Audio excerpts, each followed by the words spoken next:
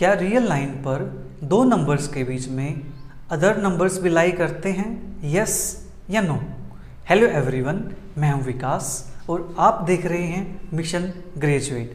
आज का अपना मिशन है topology of real numbers in sequence and series BA BSc third year 5th sem according to NEP।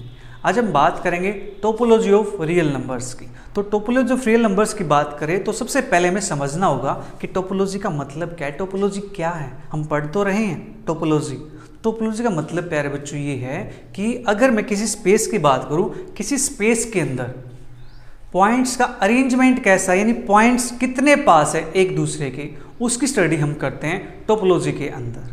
ठीक है, टोपोलॉजी के अंदर हम पढ़ने वाले हैं सेट्स पढ़ेंगे, सब सेट पढ़ेंगे, इंटरवल पढ़ेंगे, open interval, close interval, open set, close set, boundary point, interior point, exterior point, compact set. ठीक है, इन सभी की हम स्टडी करने वाले हैं किसके अंदर? टोपोलॉजी के अंदर। ठीक है, अब देखो टोपोलॉजी को थोड़ा समझ सकते हो कि रियल एग्जाम्पल के साथ। मान लो आपके पास क्या है, एक रबड़ बैंड है। ठीक है, रबड़ बैंड तो आपने देखा होगा ना। जो रबड़ बैंड है वो क्या है, एक टोपोलॉजी के अंदर आता है। ठीक है, वो क्या है, एक टोपोलॉजी है। रबड़ बैंड टोपोलॉजी है कैसे? देखो रबड़ बैंड है, उसको आप स्ट्रेच कर दो, ठीक है, खींच लो उसको आप, राइट, या फिर आप उसको ट्विस्ट कर दो, यानी उसको ऐसे मोड़ दो। ठीक है, अपने पास देखो कुछ इस टाइप से, ये अपने पास कोई रबड़ बैंड है। ठीक है, आप इसको कुछ इस टाइप से स्ट्रेच कर दो, ठीक है, आप इसको इस टाइप से कुछ ट्विस्ट कर दो, ठीक है, मोड़ दो इस टाइप से, या फिर आप इसको कोई डिफॉर्म कर दो। ठीक है, इसकी शेप को बदल दो थोड़ा सा कुछ, ठीक है, इस टाइप से अपने पास, राइट। इसको हमने बेंड कर दिया, मोड़ दिया, डिफॉर्म कर दिया। इसकी जो शेप थी ओरिजिनल, इससे मैंने इसमें कन्वर्ट कर दिया, इसमें कर दिया, इसमें कर दिया। इससे हुआ क्या? इससे ये हुआ कि जो रबड़ बैंड का साइज है वो तो चेंज हो गया, बट जो रबड़ बैंड की टोपोलॉजी है वो सेम रही। टोपोलॉजी सेम रही, इसका मतलब क्या है? इसका मतलब ये है कि जो पॉइंट्स है इस रबड़ बैंड के अंदर, जो पॉइंट्स है वो पॉइंट एक दूसरे के पास पास है, उनके अंदर कनेक्टिविटी अभी भी बनी हुई है।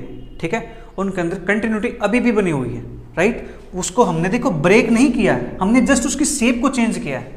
ठीक है, टोपोलॉजी के अंदर शेप का चेंज होना इतना मैटर नहीं करता है जितना उसके जो पॉइंट्स की कनेक्टिविटी है, जो पॉइंट्स की कंटिन्यूटी है, वो मैटर करती है कि पॉइंट कितने पास पास है। ठीक है, ये था अपने प्यारे बच्चों एक रियल एग्जांपल। आप इसके इमेज भी देख सकते हो। ठीक है, कि यहाँ पे अपने पास एक ओरिजिनल है, दूसरा अपने पास स्ट्रेच किया गया है, और फिर अपने पास ट्विस्ट किया गया है, फिर अपने लास्ट अपने पास बेंड या फिर डिफॉर्म।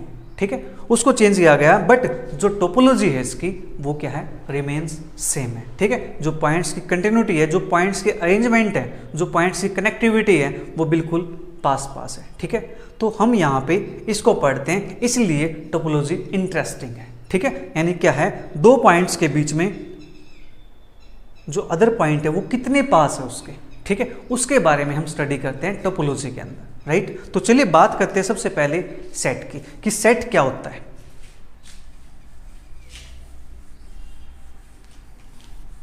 सेट अपने क्लास 11th में पढ़ा था पहली बार। ठीक है, उसको रिवाइज करते हैं। ये सब क्या था, टोपोलॉजी के अंदर आता है। ये सब मिल करके क्या बनाते हैं, टोपोलॉजी बनाते हैं। ठीक है, सेट, ए सेट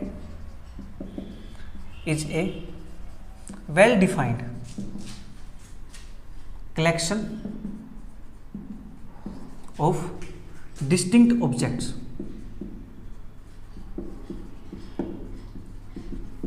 ठीक है, सेट क्या है, एक well defined collection of distinct object.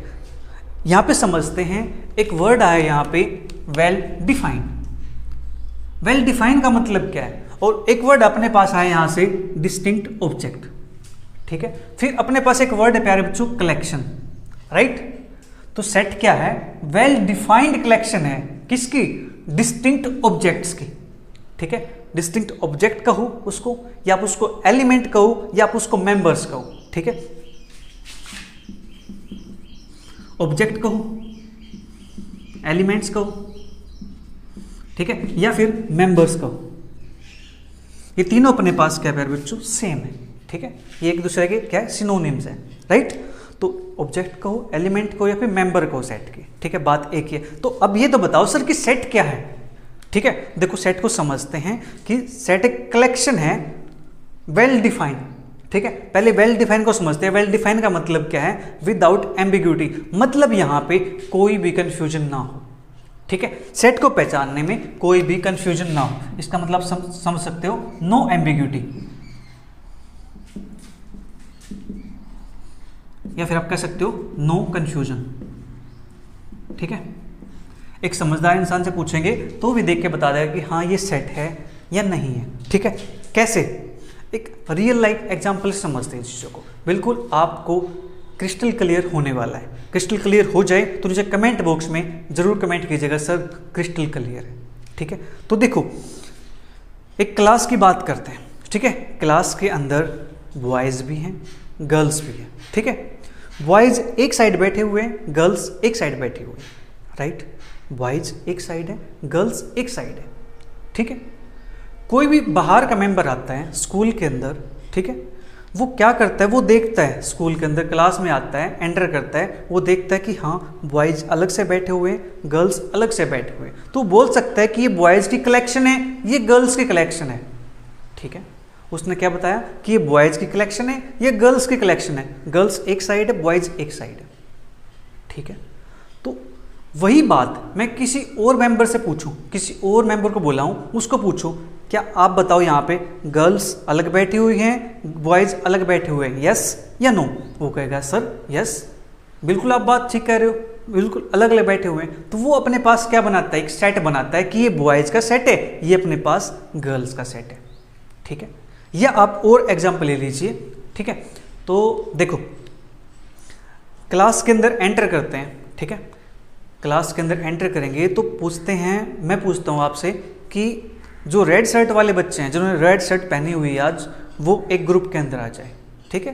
Red shirt वाले एक ग्रुप के अंदर आ जाए, राइट। तो अपने पास क्या बन जाएगी, वो एक कलेक्शन बन जाएगी, ठीक है। रेड ग्रुप वाले की कलेक्शन बन गई तो अपने पास क्या हो गया, वो सेट हो गया, एक वेल डिफाइन हो गया। हमने डिफाइन कर दिया उसको कि जो रेड शर्ट वाले बच्चे हैं वो एक ग्रुप के अंदर आ गए, ठीक है। फिर कोई येलो शर्ट वाले होंगे, उनको एक ग्रुप के अंदर कर दिया, कोई ब्लू शर्ट वाले होंगे, उनको एक ग्रुप के अंदर कर दिया, ठीक है। तो ग्रुप अपने पास क्या बन गया, वो ग्रुप अपने पास प्यारे बच्चों एक सेट बन गया, ठीक है। देखो मैं आपको दिखाता हूँ एक एग्जांपल। मेरे पास देखो मार्कर्स हैं प्यारे बच्चों, इससे आप चीज़ें अच्छे से समझ पाओगे। देखो मेरे पास ये मार्कर्स हैं, राइट। इनमें मेरे पास कुछ ब्लू कलर के, कुछ मेरे पास ब्लैक कलर के, और कुछ मेरे पास प्यारे बच्चों रेड कलर्स के, ठीक है। तो ये अपने पास क्या है, मार्कर्स का सेट है, सेट ऑफ मार्कर्स, राइट। क्या ये मार्कर्स का सेट है, इनको मैंने क्या किया, एक ग्रुप के अंदर बना दिया, ठीक है। एक ग्रुप बन गया इनका कि हाँ ये मार्कर्स है, राइट। तो अपने पास क्या बनाते हैं, सेट बनाते हैं, राइट। ये होगा अपने पास एक सेट, राइट। अब बात करते हैं कि सेट का मेंबर होगा या नहीं होगा, ठीक है। कौन सा एलिमेंट यानी कौन सा नंबर सेट का मेंबर होगा या नहीं होगा, अब उसकी बात कर लेते हैं, ठीक है। कैसे, मैं सेट का एग्जांपल ले देता हूं पहले। Set of all boys in A class, ठीक है। Set of all girls in A class, ये अपने पास क्या बन गया, एक सेट बन गया, ठीक है। अब मान लीजिए ये आपके पास जो सेट बना है ये बीएससी थर्ड ईयर के स्टूडेंट्स हैं, ठीक है। ये भी बीएससी थर्ड ईयर के हैं। तो कोई भी मेंबर, कोई भी बच्चा अगर बाहर बैठा हुआ है, पार्किंग में बैठा हुआ सपोज करो, ठीक है, और वहाँ से पीटीआई गुजरते हैं, ठीक है, या प्रिंसिपल गुजरते हैं, वो पूछते हैं आप कौन सी क्लास के हो, आप कहोगे सर बीएससी थर्ड ईयर का स्टूडेंट हूँ मैं, बीएससी थर्ड ईयर के हो, इट मीन्स आप इसी के अंदर आ गए हो, ठीक है। मतलब आप बीएससी थर्ड ईयर के बच्चे हो, तो आपका क्या एक सेट है, ठीक है। आपकी क्लास में मान लेते हैं 45 स्टूडेंट्स हैं, तो 45 स्टूडेंट्स का क्या बन गया, एक ग्रुप बन गया कि ये बच्चे किसके हैं, बीएससी थर्ड ईयर के बच्चे हैं, ठीक है। अगर आप डायरेक्ट बताते हो कि बीएससी थर्ड ईयर के बच्चे हैं, ठीक है, तो क्या बन गया, एक ग्रुप बन गया, किसी को कोई कन्फ्यूजन ही नहीं है, ठीक है, कि ये बच्चा किसका है, राइट। अब दूसरी बात, मैं कहता हूँ कि एक सेट है, नंबर्स के अंदर बात करते हैं, सेट मेरे पास किसका है, नेचुरल नंबर्स का सेट है, ठीक है, कि सारे सारे कैसे हैं, नेचुरल नंबर्स हैं, वो भी क्या बनाएगा, एक सेट बनाएगा, ठीक है। कलेक्शन मेरे पास ऑल इवन नंबर्स की, ठीक है,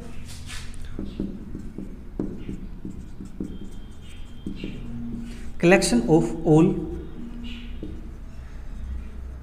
इवन नंबर्स, तो ये भी क्या बनाएगी प्यारे बच्चों, एक सेट बनाएगी। इवन नंबर्स सभी जानते हैं ना, कौन से होते हैं, जो 2 से डिविजिबल होते हैं, राइट, 2, 4, 6, 8, 10, 12, 14, इस टाइप से वो क्या बनाता है, सेट बनाता है ना। किसी को कोई कन्फ्यूजन तो नहीं है कि जो इवन नंबर्स की कलेक्शन है ये सेट होगा कि नहीं होगा, ठीक है, क्योंकि सभी पहचान जाएंगे ना कि ये जो नंबर है ये कैसा है, इवन नंबर है। मैं आपसे एग्जाम्पल लिखूँ, 3, 4, 6, 7, 8, ये मेरे पास है। अब इसको देख के बताओ ये नंबर कैसा है, इवन है या ओड है, कैसा नंबर है, आपको कि सर ये तो इवन नंबर है, इसका जो यूनिट डिजिट है वो 2 से डिविजिबल है, ये नंबर कैसा है, इवन नंबर है। तो यहाँ पे किसी को कोई कन्फ्यूजन तो नहीं है कि इवन नंबर होगा कि ओड होगा, कोई कन्फ्यूजन नहीं है ना। तो ये अपने पास जो वेल डिफाइन है, इसका मतलब यही है कि कहीं भी कोई कन्फ्यूजन ना हो, ठीक है। अब सोच रहे हो कि सर एक ऐसा एग्जाम्पल तो बताओ जिसमें कन्फ्यूजन हो, हम भी तो देखें कौन सा एग्जाम्पल है ऐसा। वेरी गुड, ये बहुत अच्छा क्वेश्चन पुटअप किया आपने। देखो मैं आपसे पूछता हूँ, आपकी क्लास है, क्लास के अंदर 60+ स्टूडेंट्स बैठे हुए हैं, ठीक है, तो मैं पूछता हूँ मोस्ट ब्यूटीफुल स्टूडेंट्स कौन है, आप में से मोस्ट ब्यूटीफुल स्टूडेंट कौन है। तो अब बताओ कन्फ्यूजन हुई या नहीं हुई, एक दूसरे का मुंह देख रहे होगे, सर ये मेरे को बता दे, मैं इसको बता दूं कि मोस्ट ब्यूटीफुल है कि नहीं। तो क्या चीज़ है वहाँ पे, कन्फ्यूजन क्रिएट हो गई ना कि मोस्ट ब्यूटीफुल कौन है, राइट। तो चीज़ के आगे एम्बिग्यूटी आ गई कि वहाँ पे बात क्लियर नहीं है, वहाँ पे बात स्पष्ट नहीं है। एम्बिग्यूटी का मतलब क्या है, बात स्पष्ट ना होना, बात क्लियर ना होना, ठीक है। तो जहाँ पे बात क्लियर नहीं है वो अपने पास सेट नहीं है, राइट। ये बात क्लियर हुई आपको, ठीक है जी। तो एम्बिग्यूटी की बात क्लियर होगी, ठीक है। अब मैं पूछता हूँ कि मोस्ट इंटेलिजेंट स्टूडेंट बता दीजिए अपने स्कूल के अंदर, ठीक है। मोस्ट इंटेलिजेंट स्टूडेंट आपके स्कूल के अंदर कौन है, आपके कॉलेज के अंदर कौन है मोस्ट इंटेलिजेंट स्टूडेंट। तो क्या आप बता पाओगे, सोचना पड़ेगा। अब ये भी नहीं पता किसका नाम ले, इसका नाम लेंगे तो वो बुरा मान जाएगा, उसका लेंगे तो वो बुरा मान जाएगा, है कि नहीं। आप किसी को इंटेलिजेंट समझ रहे हो, आप किसी को इंटेलिजेंट समझ रहे हो, कोई दूसरा बच्चा है वो किसी और को समझ रहा है इंटेलिजेंट, ठीक है। जरूरी नहीं इंटेलिजेंट वही हो जो बोर्ड पे लिखे हर क्वेश्चन का आंसर देता हो, इंटेलिजेंट वो भी होते हैं जो छुपे रुस्तम होते हैं, है कि नहीं, जो किसी का आंसर नहीं देते, वो चुपचाप बस चीज़ों को ऑब्जर्व करते हैं, उनको सीखते हैं, ठीक है। क्या आपकी क्लास में भी ऐसा कोई स्टूडेंट है जो टीचर का रिस्पॉन्स तो नहीं करता बट वो क्वेश्चंस को पहले सोल्व कर लेता है। अगर ऐसा कोई स्टूडेंट है तो उसका नाम नीचे कमेंट बॉक्स में कमेंट कीजिएगा, सर ये स्टूडेंट है हमारा जो क्या हमारा क्लासमेट है भैया, क्या है जी ये मोस्ट इंटेलिजेंट है बट आंसर नहीं देता एक क्लास में। कभी कभी मैं भी ऐसे ही करता था, ठीक है, औरों की क्या बात कहनी, मैं भी ऐसे ही था, बट मैं ये नहीं कहूँगा कि मोस्ट इंटेलिजेंट था, बट ठीक था, एवरेज था, अच्छा था। मैं रिप्लाई नहीं करता था, इतना बहुत कम करता था, किसी को पता नहीं चलता था कि मैं भी हूँ यहाँ पे, ठीक है। मेरा पता तब चलता था जब एग्ज़ाम आते थे, जब टेस्ट आते थे, यूनिट टेस्ट, ठीक है, सेशनल टेस्ट होते थे, तब उनको दिखता था अरे वाह विकास भी कोई है, इतने अच्छे मार्क्स लेके आया, फुल मार्क्स लेके आया यूनिट टेस्ट के अंदर, तब मेरे बारे में पता लगता था कि हाँ ये भी है, ठीक है। कहते हैं ना कि आप कॉलेज के अंदर जाते हो, क्लास के अंदर जाते हो कि first impression is the last impression, ठीक है, ये बात सही भी है कि first impression is the last impression, but ये मेरे केस में कभी लागू नहीं हुई है क्योंकि मैंने फर्स्ट इंप्रेशन कभी दिया ही नहीं, ठीक है। मैं पहले ऑब्जर्व करता था कि यहाँ पे बच्चे कौन कौन है ऐसे पढ़ने वाले बच्चे जो रिस्पॉन्स कर रहे हैं, जो इंटेलिजेंट बच्चे लग रहे हैं कुछ, ठीक है, जो पढ़ लेते हैं, वो कौन से मैं उनको पहले ऑब्जर्व करता था, ठीक है। अपने बारे में किसी को मैं पता नहीं लगने देता था कि मैं भी कुछ ऐसा हूँ, ठीक है। मेरे बारे में पता तब लगता था जब सेशनल आते थे, तब दिखता था ना कि हाँ विकास के मार्क्स भी 20 में से 20 आए हैं, तब टीचर को पता लगता था कि हाँ ये है। अदरवाइज तो टीचर भी सोचते थे कि इसने तो इसकी नकल देख के किया होगा, ये बच्चे रिप्लाई कर रहे हैं। कभी मेरे साथ ऐसा हुआ था जब मैं क्लास 11th में गया था डेमो क्लासेस के लिए, तो वहाँ पे मैंने स्टार्टिंग में कॉमर्स चूज की थी वहाँ पे, ठीक है। कॉमर्स की मैंने क्लासेस ली थी कुछ दिन के लिए, ठीक है। जो क्लासेस होते हैं 15 डेज या 30 डेज के लिए होती है क्लासेस, डेमो क्लासेस स्कूल के अंदर। तो उस टाइम पे एक दो बच्चे थे, एक बच्चा था, नाम तो मुझे ध्यान नहीं है अभी, ठीक है, काफ़ी टाइम हो गया है। तो वो क्या करता था, वो टीचर का रिप्लाई साथ साथ करता था, टीचर पूछता उसका रिस्पॉन्स देता, फिर टीचर क्वेश्चन सोल्व करने के लिए देते कि अब इस प्रॉब्लम को सोल्व करो, वो सोल्व कर देता, उसके साथ मैं भी सोल्व कर देता। टीचर को ये लगता, टीचर बोलते तूने इसकी नकल की है। मैंने कहा नहीं सर, मैं तो नकल नहीं की है, अब चाहे तो अलग बैठा के करवा लो, मैंने नकल नहीं की है। तो मेरा ये होता था कि मेरा किसी को पता नहीं लगता था कि मैं भी पढ़ता हूँ, ठीक है। मैंने कभी अपना शो ऑफ नहीं किया था कि मैं पढ़ता हूँ, ठीक है, बट मैं करता था। तो ऐसे ही आपकी क्लास में भी होंगे जो छुपे रुस्तम होंगे, ठीक है, जिनका पता तो नहीं लगता बट वे काम कर जाते हैं। बाहर से देखते हैं कि मैं कुछ नहीं पढ़ता हूँ, मैं तो ऐसे हैं तुम्हारे जैसा ही, ठीक है, बट रिजल्ट देखते हैं ना तब लगता है बाप रे, ये भी आके निकल गया, इसकी भी पोजीशन आ गई, अरे वाह। तो ऐसे कुछ बच्चे आपकी क्लास में भी होंगे, चुपके से उसका नाम नीचे कमेंट बॉक्स में कमेंट कर दीजिएगा, उसे पता भी नहीं लगेगा, ठीक है। तो चलिए बात होगी प्यारे बच्चे यहाँ पे सेट की, ठीक है। अब सेट के एलिमेंट्स को समझते हैं अच्छे से, ठीक है, सेट के एलिमेंट को समझेंगे। अभी देखो रिसेंटली जंतर मंतर पे प्रोटेस्ट चल रहा है, ठीक है, आप सभी को पता होगा, दिल्ली के अंदर जंतर मंतर पे प्रोटेस्ट चल रहा है, स्टूडेंट्स अपनी आवाज़ रेज कर रहे हैं, ठीक है, एग्जाम्स के अबाउट, जो प्रॉब्लम्स होगी, पेपर लीक हो गया उसके अबाउट, या और भी अदर फैक्टर्स हैं, ठीक है, उनके लिए अपनी वॉइस को रेज कर रहे हैं, ठीक है। अब वहाँ पे जो बच्चे हैं जो वहाँ पे प्रेजेंट हैं जंतर मंतर के ऊपर, उनका अगर मैं एक सेट बना दूँ तो वो सभी क्या होंगे, सेट के ऑब्जेक्ट्स होंगे, सेट के मेंबर्स होंगे, ठीक है। और मैं क्या करता हूँ, कॉल करता हूँ एक फ्रेंड को, उससे पूछता हूँ क्या आप भी जंतर मंतर पे गए हुए हैं। वो कहता है नहीं भैया मैं मान गया हुआ हूँ, मैं घर पे अपना काम कर रहा हूँ यहाँ पे, ठीक है। तो उससे क्या क्लियर हुआ कि वो घर पे है, वो वहाँ पे नहीं है, वहाँ पे नहीं है तो सेट के अंदर वो नहीं माना जाएगा, ठीक है, वो सेट के अंदर बिलोंग नहीं करेगा। सेट के अंदर जो बिलोंग करते हैं उसको लिखते हैं कुछ इस टाइप से कि ए बिलोंग्स टू सेट ए, ठीक है, ए बिलोंग्स टू सेट ए। और जनरली देखो जो सेट होता है उसको हम डिनोट करते हैं कैपिटल लेटर से, ठीक है। और जो सेट होता है, सेट की ब्रैकेट ही होती है, सेट को इस ब्रैकेट के अंदर लिखते हैं, ठीक है। जैसे अपने पास सेट ऑफ ऑल बॉयज हो गया, अगर हम बॉयज का सेट मान लूँ तो इसको सेट ए नाम देता हूँ, सेट मान लेता हूँ बॉयज का है B1 B2 B3 dot dot up to मेरे पास B60 तक, कि 60 बॉयज उसके अंदर है, ठीक है। और जो एलिमेंट्स है उनको हम कोमा से सेपरेट करते हैं, ये अपने पास आती है ब्रेसेस, ठीक, करली ब्रेसेस बोलते हैं इनको। जो सेट होता है उसको हम जनरली कैपिटल लेटर से डिनोट करते हैं, ठीक है। Set is denoted by capital letters, ठीक है, लाइक यदि दैट इज हम कह सकते हैं ABCDST, ठीक है, ETC, ठीक है, इस टाइप से डिनोट करते हैं। और जो सेट के मेंबर्स होते हैं, जो सेट के एलिमेंट्स होते हैं, उनको हम डिनोट करते हैं स्मॉल लेटर से, ठीक है।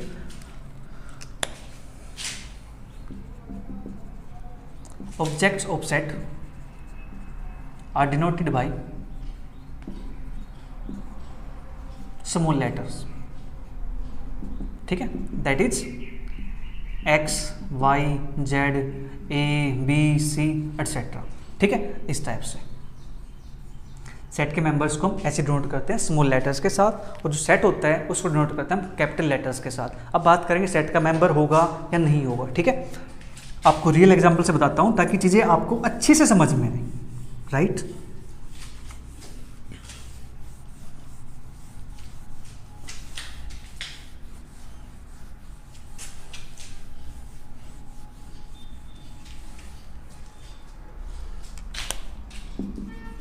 If a number, a member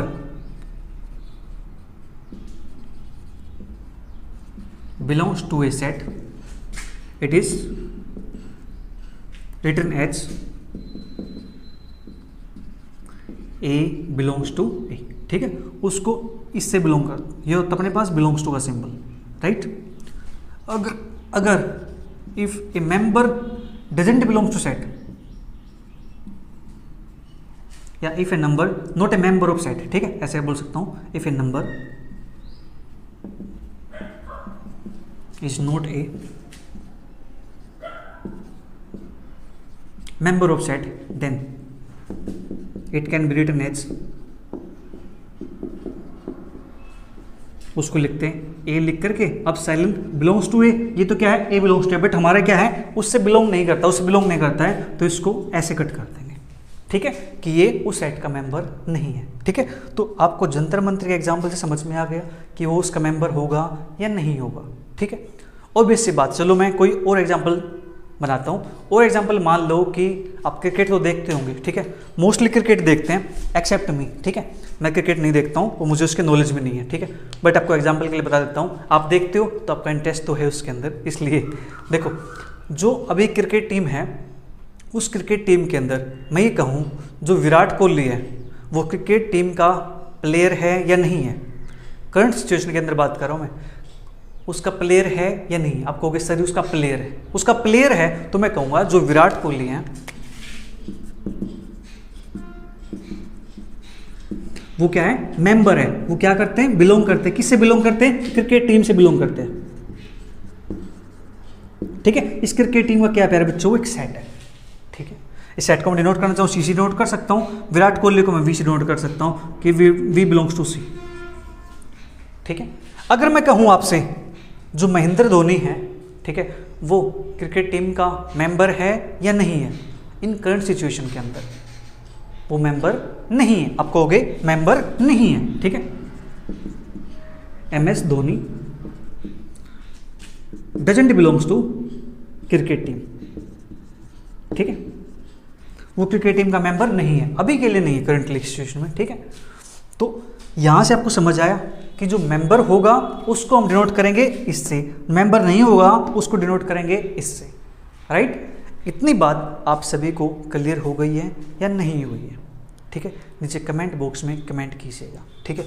और एग्जांपल आप सोच सकते हो यहाँ पे कि मान लेते हैं,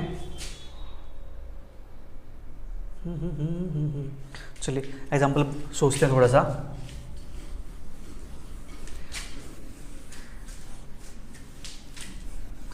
जिन बच्चों की हाइट 170 सेंटीमीटर से ऊपर है, ठीक है, वो एक ग्रुप के अंदर खड़े हो जाइए, ठीक है। आपसे कहता हूँ जिन बच्चों की हाइट 170 सेंटीमीटर से अबव है वो एक ग्रुप बना लीजिए, ठीक है। तो मान लेते हैं क्लास के अंदर बच्चे हैं कितने, 60, सेट ए है, सेट ए के अंदर मेरे पास बच्चे 60, यानी A1 A2 इस टाइप से A60 तक है, ठीक है। जिनकी हाइट 170 सेंटीमीटर से अबव है वो अपना एक ग्रुप बना लीजिए, उनका एक ग्रुप बन गया। मान लेता हूँ सेट बी है, वो बच्चे मेरे पास कौन से मिले हैं, वो मेरे पास मिले हैं A4 A10 A20 A30 A40 इस टाइप से, ठीक है। इसमें से क्लास में से ये बच्चे मैंने निकाल दिए, ठीक है। इनकी हाइट कितनी है, 170 सेंटीमीटर से अबव है, ठीक है, हाइट अबव 1 सेंटीमीटर,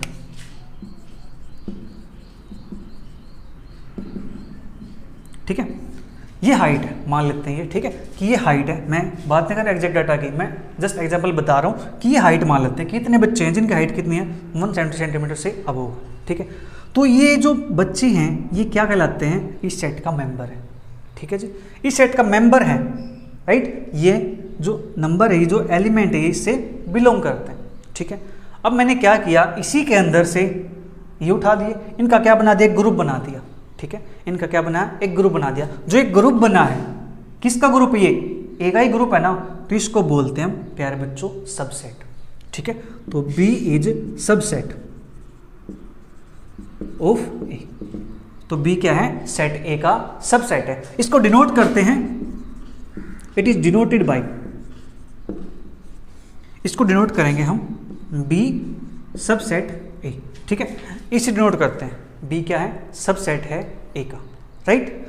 अब देखो एग्जांपल्स की बात करते हैं। वो मेरे पास ये प्यारे बच्चों मार्कर्स हैं, ठीक है, मेरे पास ये मार्कर्स हैं रेड ब्लू ब्लैक, ठीक है।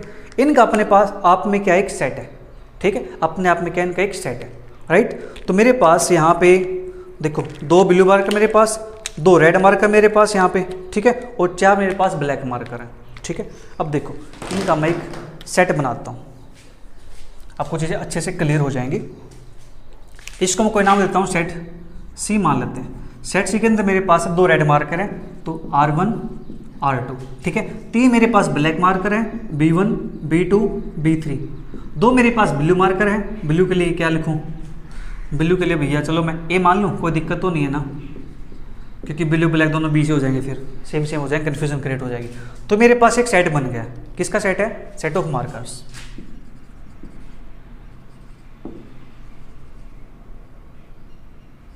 ठीक है, मार्कर्स का सेट मेरे पास बन गया। अब इस सेट के अंदर से मैं वो मेंबर्स अलग कर लेता हूं जो रेड कलर के, ठीक है, जो रेड कलर के हैं उनका मैं सेट अलग से बना देता हूं।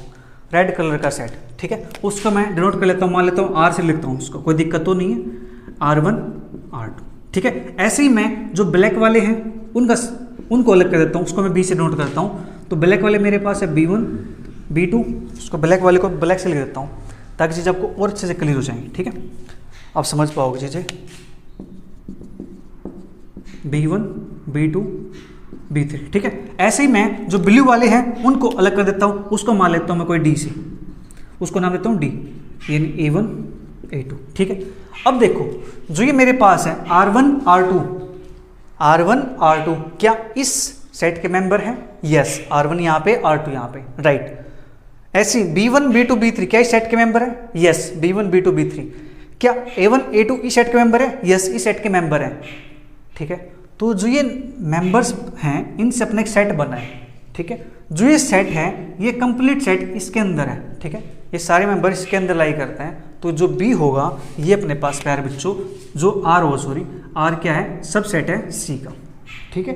इसी प्रकार से जो B है ये भी क्या है? सब सेट है C का। इसी प्रकार से जो मेरे पास D है ये भी क्या है? सब सेट है C का, ठीक है। ये बात हुई अपने पास प्यारे बच्चों सब सेट की, ठीक है।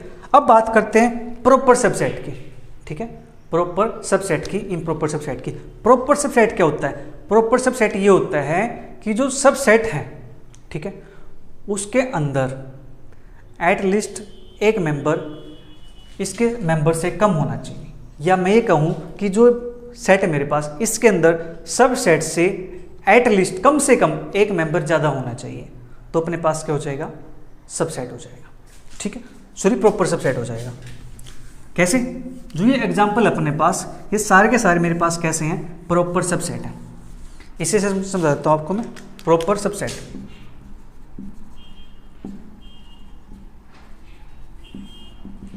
ठीक है। जैसे मैं बात करता हूँ यहाँ पे जो R है ये कैसा है? प्रॉपर सबसेट है किसका? C का। B मेरे पास क्या प्रॉपर सबसेट है किसका? C का। और D मेरे पास क्या प्रॉपर सबसेट है? C का, ठीक है। प्रॉपर का मतलब यहाँ पे ये R से बिलोंग करते हैं, एंड जो R है वो नॉट इक्वल टू C है, एंड जो B है नॉट इक्वल टू C है, और जो D है वो नॉट इक्वल टू C है, ठीक है। B सबसेट होना चाहिए, ठीक है, और यहाँ से लिख सकता हूँ मैं R सबसेट है C का, एंड ऐसे मेरे पास B सबसेट है C का, और D मेरे पास सबसेट है C का, यानी R C का सबसेट होना चाहिए और R इसके इक्वल नहीं होना चाहिए, C के इक्वल। तो हम कहेंगे जो R है वो C का प्रॉपर सबसेट है, ठीक है। R क्या? C का प्रॉपर सबसेट है, राइट। एक एग्जांपल और देखते हैं।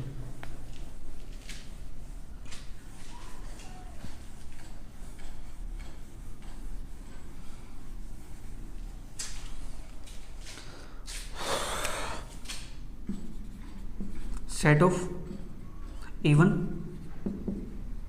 नेचुरल नंबर्स,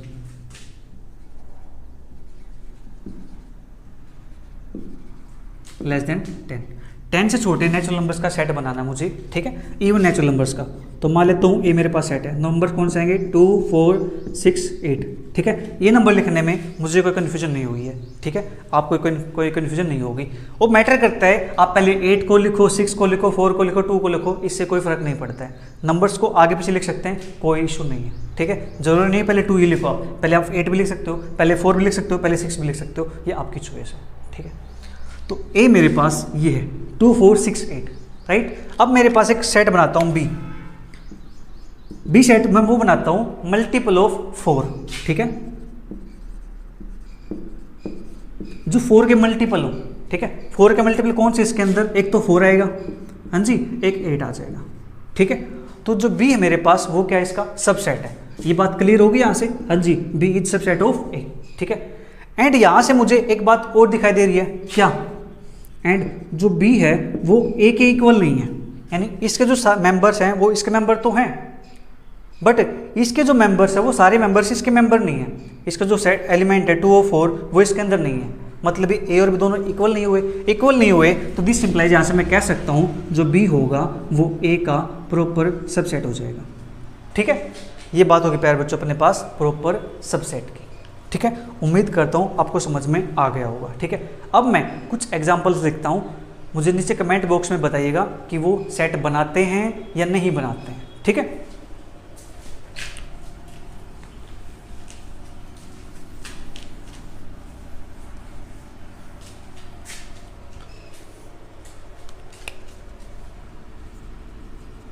क्वेश्चन मेरे पास, set of all natural numbers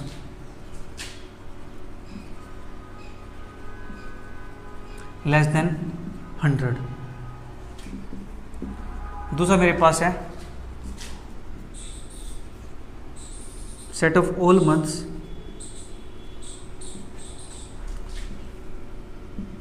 having 31 days।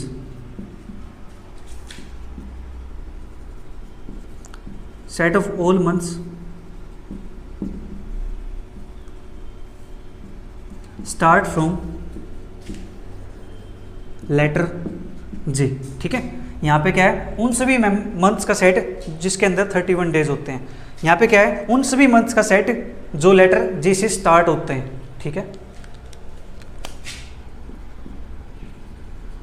Set of all rivers in India, ठीक है। फिर दूसरा, set of all women being on earth, ठीक है। और नेक्स्ट अपने पास यहाँ से set of famous writer in India, ठीक है। और आप बात कर सकते हो 7वें नंबर पे, set of most intelligent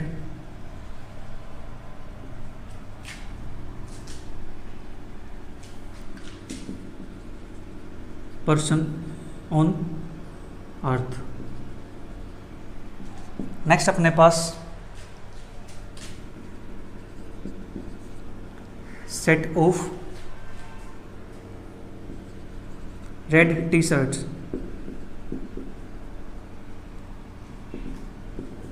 on a showroom. 9th अपने पास सेट ऑफ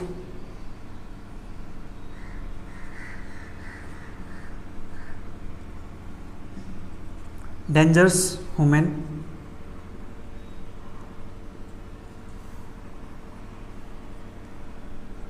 ऑन प्लेनेट, ठीक है। और नेक्स्ट अपने पास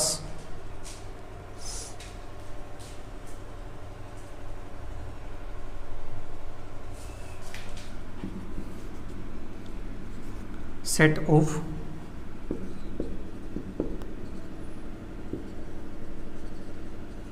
प्राइम नंबर्स, ठीक है। ये 10 क्वेश्चन है, 10 क्वेश्चंस के आंसर नीचे कमेंट बॉक्स में कमेंट कीजिएगा, ठीक है। तो ये बात हुई अपने पास सेट की। अब बात करते हैं इस वर्ड की, डिस्टिंक्ट ऑब्जेक्ट की। डिस्टिंक्ट ऑब्जेक्ट का मतलब ये है कि सेट के अंदर जो एलिमेंट्स हैं उनको हमें रिपीट नहीं करना है, ठीक है। अगर आप रिपीट करते हो तो वो सिर्फ एक ही बार काउंट होंगे, ठीक है, बार बार काउंट नहीं होंगे। इसका मतलब क्या है प्यारे बच्चों, ये आपने नोट कर लिया होगा, नहीं किया तो नोट कर लीजिए एक बार, ठीक है। इन सभी का आंसर नीचे कमेंट बॉक्स में कमेंट कीजिएगा, देखते हैं आप में से कौन बच्चा इन सभी के आंसर करेक्टली देता है, ठीक है। देखते हैं आप कितना समझ पा रहे हो, कितना सीख पा रहे हो, राइट। तो देखो अब बात करते हैं प्यारे बच्चों डिस्टिंक्ट ऑब्जेक्ट की। जो डिस्टिंक्ट ऑब्जेक्ट है इसका मतलब क्या है यहाँ पे,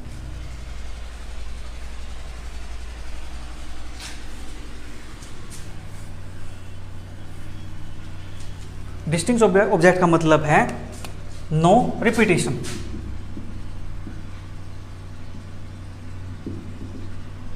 ठीक है, एग्जाम्पल के लिए बात करूँ, सेट ए मेरे पास है 2 4 6 8, सेट बी मेरे पास है 2 4 4 4 4 4 4 4 4 6 8 8 8 8, ये मेरे पास सेट है। ठीक है, अब देखो यहाँ पे क्या है, टोटल एलिमेंट्स कितने इसके अंदर, टोटल एलिमेंट्स हैं 4, कितने मेंबर्स हैं, 4 मेंबर्स हैं। ठीक है जी, इसके अंदर मेंबर्स कितने हैं, 1 2 3 4 5 6 7 8 9 10 11 12 13 14। आप ये 14 मेंबर्स नहीं कहोगे कि इस सेट के अंदर 14 मेंबर्स हैं, नहीं, इस सेट के अंदर जो मेंबर्स हैं वो कितने हैं, ओनली 4 मेंबर्स हैं। ठीक है, क्योंकि यहाँ पे 4 को रिपीट कर दिया गया, यहाँ पे 8 को रिपीट कर दिया गया। भैया रिपीट करो, कोई फर्क नहीं पड़ता उससे। ठीक है, जो बी के अंदर एलिमेंट्स होंगे वो भी कितने आएंगे, 4 ही आएंगे। तो यहाँ से ए और बी दोनों इक्वल होते हैं। ठीक है, तो बेटर है आप ये लिखो, नहीं उससे बेटर है आप ये लिखो। ठीक है, इसको लिखने के बजाय आप ये लिखो कि सेट के अंदर जो एलिमेंट है वो कैसे हैं, डिस्टिंक्ट एलिमेंट है। राइट, तो इसके अंदर जो एलिमेंट काउंट होंगे वो इतने ही काउंट होंगे। ठीक है, क्योंकि इसके जो मेंबर है वो सारे मेंबर इसके भी हैं, और जो इसके जो मेंबर है वो सारे मेंबर इसके भी हैं। ठीक है, ये तो है नहीं कि इसके अंदर मेंबर कुछ एक्स्ट्रा आ गई है, एक्स्ट्रा तो नहीं आए ना, तो इन दोनों के मेंबर्स इक्वल हो गए हैं, तो ए और बी इक्वल है, ए और बी इक्वल हैं, तो इनकी जो काउंटिंग आएगी, जो सेट की काउंटिंग होगी, कितने आएंगे, इक्वल आएंगे, 4 ही आएंगे। ठीक है, ये बात आप सभी को क्लियर हो गई है। राइट, तो अब बात करते हैं प्यारे बच्चों फाइनाइट सेट की, इनफाइनाइट सेट की। ठीक है, सेट आपको क्लियर हो गया है अच्छे से।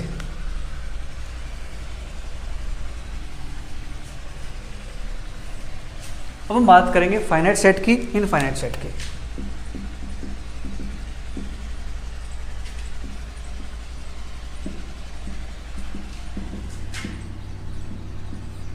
Finite set, infinite set. अगर मेरे पास जो सेट के मेंबर्स हैं वो कितने हो, फाइनाइट हो, तो उसको बोलते हैं फाइनाइट सेट।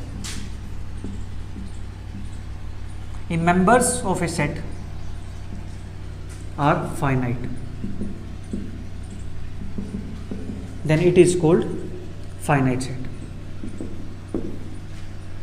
एग्जाम्पल की बात करें, 3 6 9 12। ठीक है, एग्जाम्पल आप और ले सकते हो, 5 10 15 20 25 30। एग्जाम्पल आप और ले सकते हो,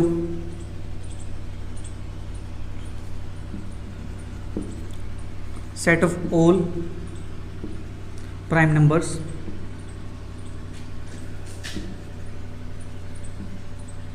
less than 30, set of all natural prime numbers. ठीक है, set of all natural prime numbers less then 30। ठीक है, आप उनको काउंट कर सकते हो, वो अपने पास का एक फाइनाइट सेट बनाते हैं। राइट, अगर मेरे पास सेट के जो मेंबर्स है वो कैसे कितने हो जाए, इनफाइनाइट हो जाए। ठीक है, if members of a set are infinite, then it is called infinite set. ठीक है, वो अपने पास क्या कहलाता है, इनफाइनाइट सेट कहलाता है। एग्जाम्पल की बात करें, आप ले सकते हो सेट ऑफ नेचुरल नंबर्स। ठीक है, सेट ऑफ रियल नंबर्स, ये अपने पास क्या है, इनफाइनाइट सेट है। ठीक है, और एग्जांपल आप ले सकते हो यहाँ से, दिस इंटरवल 2 से 3, दिस इंटरवल 3 to 6। ठीक है, ये अपने पास क्या है, इनफाइनाइट सेट के एग्जांपल्स हैं। राइट, अब देखो इसके बाद मैं आपको कुछ स्टैंडर्ड नोटेशन बताता हूँ। ठीक है, वो आपकी बार बार काम आएगी। हम टोपोलॉजी पढ़ रहे हैं तो हमें स्टैंडर्ड नोटेशन के बारे में थोड़ा सा पता होना चाहिए। जो अपने पास जो सेट ऑफ नेचुरल नंबर्स उसको डिनोट करते हैं इस सिंबल से। ठीक है, नंबर स्टार्ट होते हैं 1 2 3 4 5 and so on. Right, set of integer numbers उसको डिनोट करते हैं इस सिंबल से, जेड से। ठीक है, -4 -3 -2 -1 0 1 2 3 4 5 एंड सो। ठीक है, फिर मेरे पास आता है सेट ऑफ रेशनल नंबर्स, उसको डिनोट करते हैं क्या उसे 1/2 3/5 -7/9। ठीक है, और मेरे पास आता है फिर इरेशनल नंबर्स, उसको डिनोट करते हैं आई से। इरेशनल नंबर अपने पास √3 √7 √15।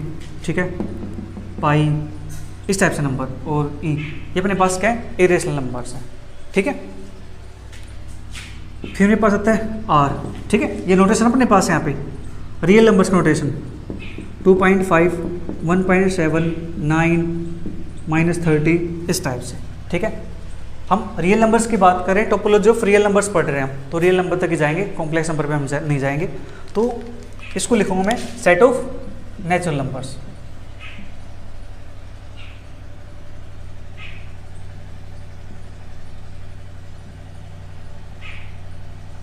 ये अपने पास है सेट ऑफ इंटीजर नंबर्स।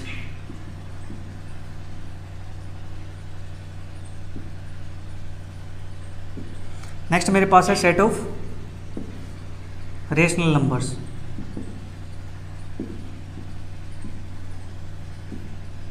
फिर नेक्स्ट मेरे पास है सेट ऑफ इरेशनल नंबर्स। फिर नेक्स्ट मेरे पास है set of real numbers. Right, ये अपने पास प्यारे बच्चों कुछ स्टैंडर्ड नोटेशंस हैं। ठीक है, जिनका हम बार बार यूज करने वाले टोपोलॉजी के अंदर। राइट, ये आपको पता होनी चाहिए कि नेचुरल नंबर को किससे नोट करते हैं, इंटीजर को किससे करते हैं, इरेशनल को, रेशनल को, रियल नंबर्स को किससे हम डिनोट करते हैं। राइट, ठीक है, तो बात करते हैं फाइनाइट की और इनफाइनाइट की। तो इनफाइनाइट के अंदर अपने पास जो इंटरवल है वो भी आते हैं, और थोड़ा इंटरवल को समझ लेते हैं। ठीक है,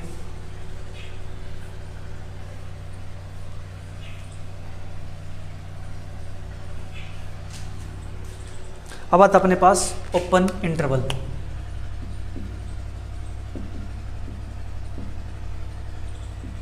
इंटरवल का मतलब वो नहीं है जो आप मूवीज देखते हो कि हाफ मूवीज हो गई है उसके बाद इंटरवल आ गया फिर अगला पार्ट आएगा, नहीं, यहाँ पे हम उस इंटरवल की बात नहीं कर रहे हैं, यहाँ पे हम अपने नंबर्स के इंटरवल की बात कर रहे हैं। ठीक है, इसके अंदर क्या होता है, इसको डिनोट करते हैं इससे, इस ब्रैकेट से। इसका मतलब क्या, मेरे पास ए नंबर है वो क्या है बी से छोटा है। ठीक है, ये इंपॉर्टेंट है, ए क्या है बी से छोटा होना चाहिए। ठीक है, ए बी से छोटा है।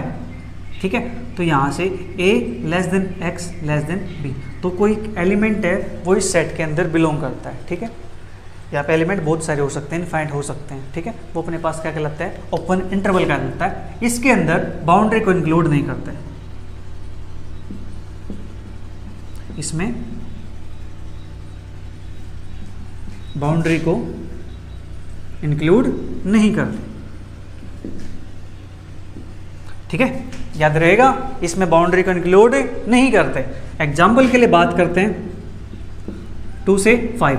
क्या मैं ये पूछता हूं आपसे, जो 2 है वो इस सेट का मेंबर होगा या नहीं होगा? आप कहोगे सर मेंबर होगा इसका। मैं कहूँगा कैसे होगा, मैंने अभी क्या बताया है, इसमें बाउंड्री को इंक्लूड नहीं करते, तो 2 इस सेट का मेंबर नहीं होगा। ठीक है, 2 इज मेंबर। चलो मैं लिख देता हूँ एक बार, इज 2 मेंबर। तो आप कहोगे नो, ये इसका मेंबर नहीं है, क्योंकि ओपन इंटरवल के अंदर 2 जो बाउंड्री है वो इसके अंदर इंक्लूड नहीं होती। ठीक है, मैं कहूँगा फिर इज 3 मेंबर। ठीक है, इज 4.99 मेंबर, इज 5 मेंबर। ठीक है, क्या 3 इसके अंदर बिलोंग करता है? हाँ जी, 3 इसके अंदर बिलोंग करता है, तो इसका मेंबर हो जाएगा। क्या 4.999 इसके अंदर बिलोंग करता है? यस, 4.99 इसके अंदर बिलोंग करता है, ये इसका मेंबर हो जाएगा। क्या 5 इसके अंदर बिलोंग करता है? नहीं, 5 इसके अंदर बिलोंग नहीं करता है। ठीक है, तो 2 और 5 इसके मेंबर नहीं होंगे। ठीक है, तो एग्जाम्पल किसका हो गया प्यारे बच्चों, अपने पास ओपन इंटरवल का एग्जाम्पल हो गया। ये अपने पास का एक इनफाइनाइट सेट है।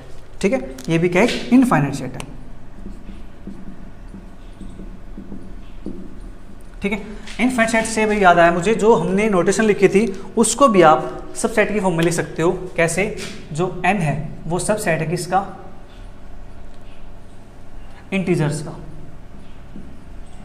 इंटीजर सबसेट है किसका, क्या होगा, और क्या हो सबसेट किसका है, रियल नंबर्स का। ठीक है, आप इसको भी ध्यान रख सकते हो। ठीक है, ये क्या है, इसके सबसेट है। ठीक है, तो 2 5 अपने पास कैसा है, इनफाइनाइट सेट है। और एग्जांपल आप लिखना चाहो तो लिख सकते हो 3 7 -2 9 1 2 2 3, ये सभी क्या है, ये ओपन इंटरवल के एग्जांपल्स हैं। राइट, अब बात करते हैं क्लोज इंटरवल की।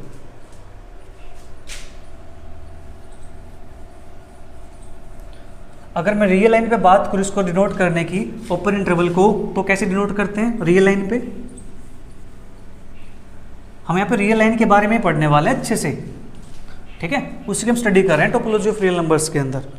अपने पास जो रियल लाइन है, इसके अंदर जो मेरे पास से इंटरवल है 2 और 5, इसको कैसे नोट करते हैं, ये मेरे पास हो गया 2, ये मेरे पास हो गया यहाँ पे 5। ठीक है, ये मेरे पास आ गया 2, ये मेरे पास आ गया 5। तो यहाँ पे मेरे पास जो ये होल होगा ना, ये ओपन रहेगा। ठीक है, इसको हम क्लोज नहीं करेंगे। राइट, इसी प्रकार से मेरे पास क्या है, क्लोज इंटरवल।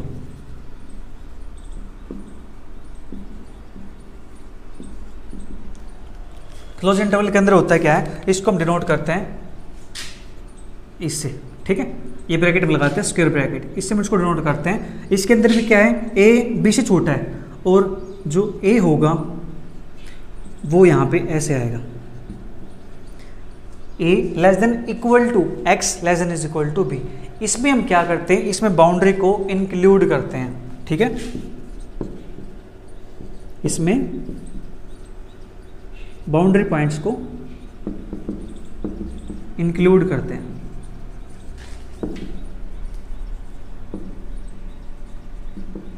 ठीक है, बाउंड्री पॉइंट को क्या करते हैं प्यारे बच्चों, इंक्लूड करते हैं। एग्जाम्पल की मैं बात करूं यहां से, एग्जाम्पल आप ले सकते हो 3 और 5, ये लगा दिया मैंने स्क्वायर ब्रैकेट। तो ये अपने पास 3 5 कैसा है, एक क्लोज इंटरवल है।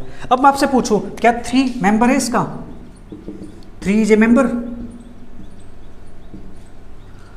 4 इज ए मेंबर,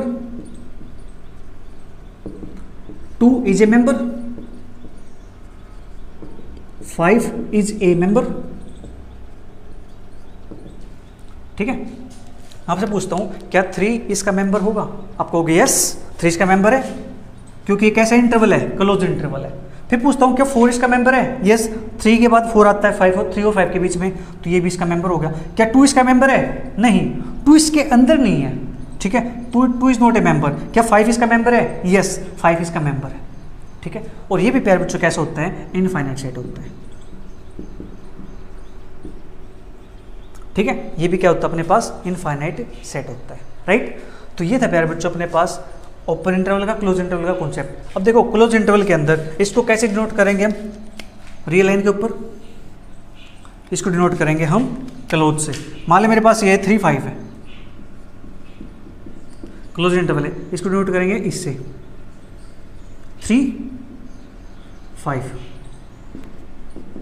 ठीक है, देख लो यहाँ पे मैंने क्या कर दिया, इसको बिल्कुल क्लोज कर दिया, देख लो फिल कर दिया मैंने इसको। यहाँ पे देख लो ओपन छोड़ रखे हैं। ठीक है, तो ये डिनोट करता है ओपन इंटरवल को 2 से 5, ये डिनोट करता है क्लोज इंटरवल 3 से 5।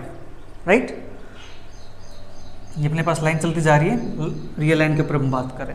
ठीक है, तो ये था अपने पास टोपोलॉजी ऑफ रियल नंबर्स के अंदर sets, subsets, proper subset, finite set, infinite set, open interval, close interval की बात। ठीक है, नेक्स्ट क्लास के अंदर हम सीखने वाले हैं field and properties of real numbers के बारे में। क्या आप नेक्स्ट पार्ट के लिए रेडी हैं, तो कमेंट कीजिए पार्ट 2। मिलते फिर पार्ट 2 के अंदर, तब तक के लिए bye bye, take care, see you, thank you for watching.